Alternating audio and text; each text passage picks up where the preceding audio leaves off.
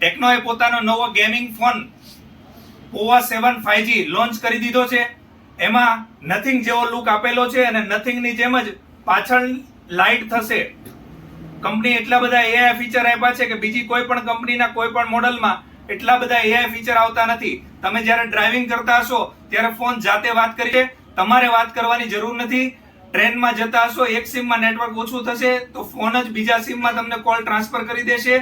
તમે જંગલમાં જશો, ટેકનોના નવા લેટેસ્ટ ફોન લઈને જશો તો એક મોબાઈલથી બીજા મોબાઈલમાં વગર નેટવર્કે વગર સિમે વાત કરી શકશો. તમે ગરબા કે ડીજેમાં છો તો ડીજે વાગતું હશે તો પણ સામેવાળાને તમારે ક્લિયર અવાજ સંભળાશે એવી વાત કરી શકશો.